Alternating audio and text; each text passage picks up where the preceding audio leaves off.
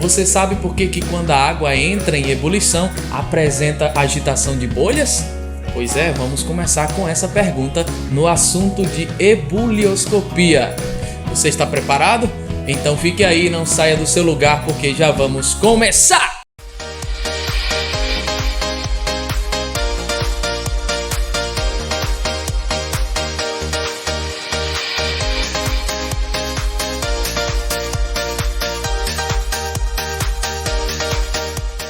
Já vimos em aulas anteriores que a adição de um soluto não volátil altera algumas das propriedades das substâncias. Neste caso, estudaremos a ebulioscopia, que é a alteração da temperatura de ebulição de um solvente puro por causa da adição de um soluto não volátil.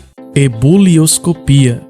Para entender o assunto de ebulioscopia, precisamos compreender como ocorre a ebulição. A formação das bolhas durante a ebulição ocorre por causa do vapor que é produzido no interior do líquido, porém, só serão formadas e eclodidas se a pressão for no mínimo igual à da atmosfera. Se assim não for, as bolhas formadas serão destruídas pela pressão externa, impedindo o início da ebulição. Isso não significa dizer que não haverá evaporação do líquido. Antes de ser alcançado o ponto de ebulição, já está ocorrendo a evaporação das moléculas que estão na superfície. Contudo, suas bolhas formadas no interior são esmagadas pela pressão externa, que corresponde ao somatório da pressão atmosférica com o peso da camada do líquido acima das bolhas. Quando continua recebendo mais calor, a agitação das moléculas aumenta e mais líquido evapora, até ser atingido o ponto máximo de evaporação, que é a ebulição.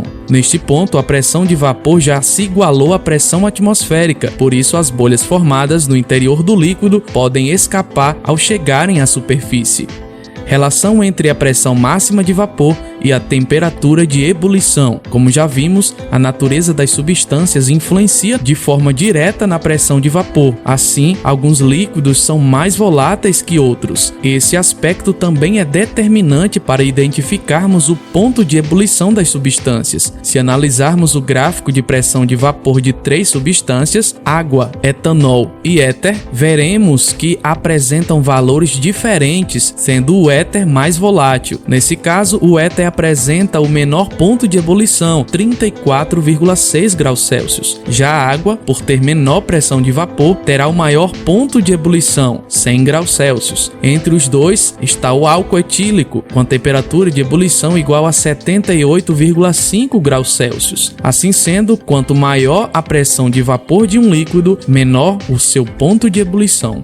Agora que compreendemos a relação entre pressão de vapor e temperatura de ebulição, poderemos explorar o assunto relacionado à propriedade coligativa chamada de ebulioscopia. Como já vimos, a adição de um soluto não volátil a uma substância pura altera os valores de pressão de vapor dos líquidos. Esse efeito é o que chamamos de tonoscopia, que é o abaixamento da pressão máxima de vapor. A mesma coisa ocorre com o ponto de ebulição dessas substâncias, que acaba aumentando, e isso chamamos de efeito ebulioscópico. Para entender melhor esse conceito, imagine uma certa quantidade de água pura. Como sabemos, a nível do mar, a água entra em ebulição quando atinge a pressão de vapor de 760 milímetros de mercúrio ou 1 atm, que ocorrerá quando atingir a temperatura de 100 graus Celsius. Contudo, se adicionarmos uma certa quantidade de soluto não volátil, como por exemplo o sal de cozinha, a água nesta solução passará a apresentar uma pressão de vapor menor que 760 milímetros de mercúrio, ou seja, menor que a pressão externa. Dessa forma, a água nesta solução só atingirá o ponto de ebulição quando receber energia suficiente para igualar a pressão externa, e por isso o ponto de ebulição ocorrerá em uma temperatura superior aos 100 graus Celsius. Esse é o efeito ebulioscópico. Assim como a pressão de vapor de um líquido puro é sempre maior do que quando este se encontra em solução, a temperatura de ebulição de uma determinada substância pura é sempre menor do que quando ela está em solução. Como vimos,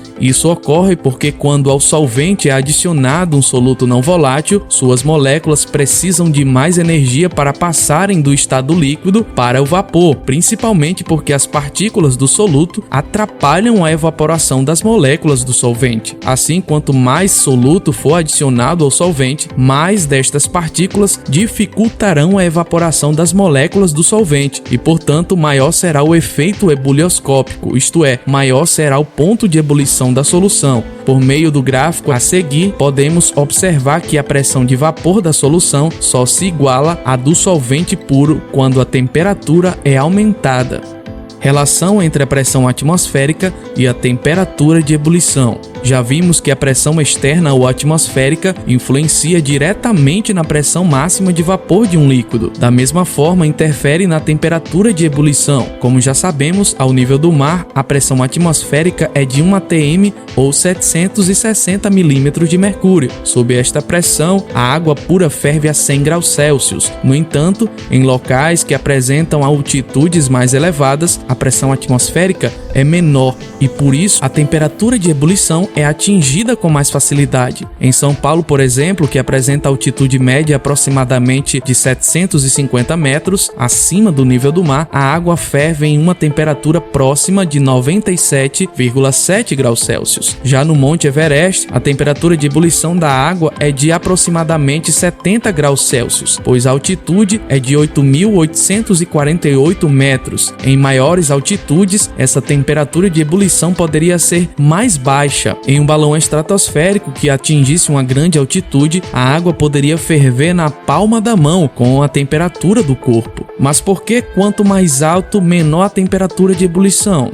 Já foi dito que quanto mais alta for a localidade, menor a pressão atmosférica. Se o impedimento externo é menor, fica mais fácil da pressão máxima de vapor do líquido igualar a pressão externa. Assim também se torna mais fácil da temperatura de ebulição ser atingida. No gráfico a seguir, observaremos que quanto menor for a pressão atmosférica, menor será a temperatura de ebulição. Porque a temperatura de ebulição é menor em altitudes elevadas, os alimentos demoram mais a serem cozidos. Por isso se utiliza a panela de pressão, que apresenta uma pressão interna maior, obrigando o líquido a atingir uma temperatura de ebulição acima de 100 graus Celsius. Por isso, os alimentos na panela de pressão cozinham melhor do que em panela aberta.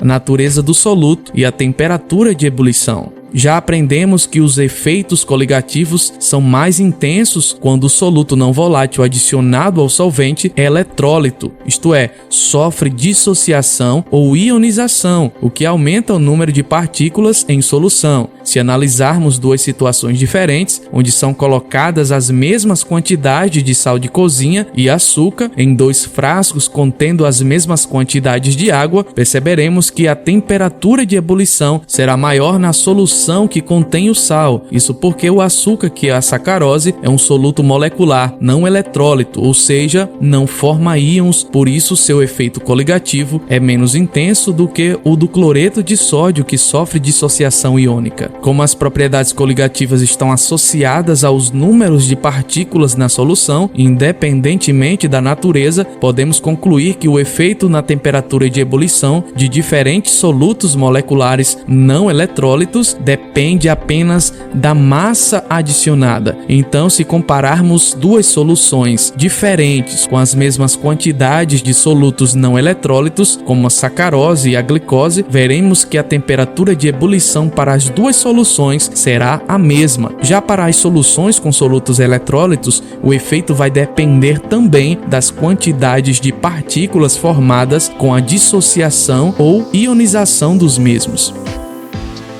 Agora vamos estudar os cálculos relacionados à elevação da temperatura de ebulição por causa da adição de um soluto não volátil a um solvente puro. Mais uma vez, os estudos de Raoult são imprescindíveis para que possamos compreender estas relações de cálculos. Cálculo da temperatura de ebulição de uma solução. A elevação do ponto de ebulição de um solvente na presença de um soluto não volátil pode ser calculada por meio da seguinte fórmula, onde T é a temperatura de ebulição da solução e T0 a do solvente puro. É claro que nem sempre teremos os valores das duas temperaturas ou da própria diferença entre as temperaturas. Por isso, podemos utilizar a fórmula que está relacionada aos estudos de Raoult, que dizem que as propriedades coligativas estão associadas aos valores de concentração molar das soluções. A fórmula é ΔTE representa a elevação da temperatura de ebulição, o KE a constante ebulioscópica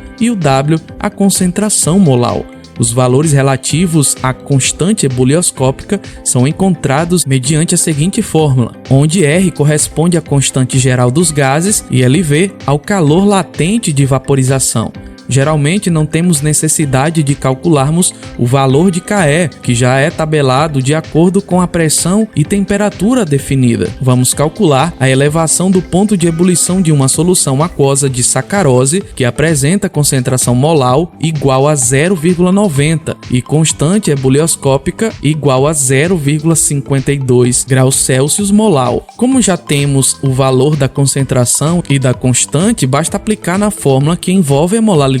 Assim temos ΔTE é igual a 0,52 vezes 0,90. O ΔTE, portanto, será igual a 0,468 graus Celsius. Neste caso, se quisermos saber a temperatura de ebulição da água depois da adição da sacarose, basta utilizarmos a outra fórmula que contém a variação das temperaturas, ΔTE igual a T menos T0. Após isolar o T, que é o da solução, temos T igual a ΔTE mais T0. Então, a temperatura de ebulição da solução será a soma entre 0,468 mais 100. Então, a temperatura de ebulição desta solução será 100,468 graus Celsius. Se nos depararmos com uma situação em que não temos o valor da molaridade, basta utilizar a fórmula da concentração molar que já conhecemos. Vamos utilizar nosso exemplo, porém sem o valor da molaridade, e acrescentarmos uma quantidade de massa de sacarose igual a 20 gramas em um volume de 100 ml. Neste caso, precisamos calcular a molaridade, fazendo o somatório das massas atômicas dos componentes da molécula de sacarose, chegaremos ao valor aproximado de 342 gramas por mol. Como o volume deve estar em quilos, dividiremos o volume de 100 ml por 1000 e teremos 0,1 kg.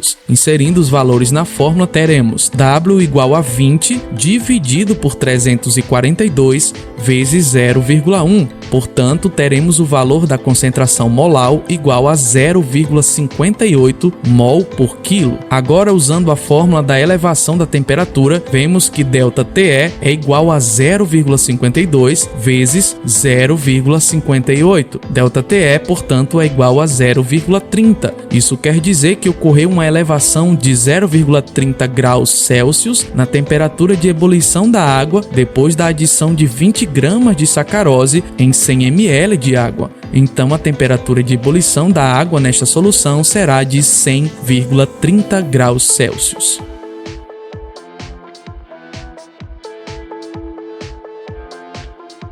É isso aí, chegamos ao final da nossa aula. Espero que vocês tenham gostado e aprendido bastante sobre o assunto de ebulioscopia. Se você quiser aprender mais, se inscreva no canal e acompanhe as nossas aulas. Bons estudos, fiquem com Deus e até mais. Tchau!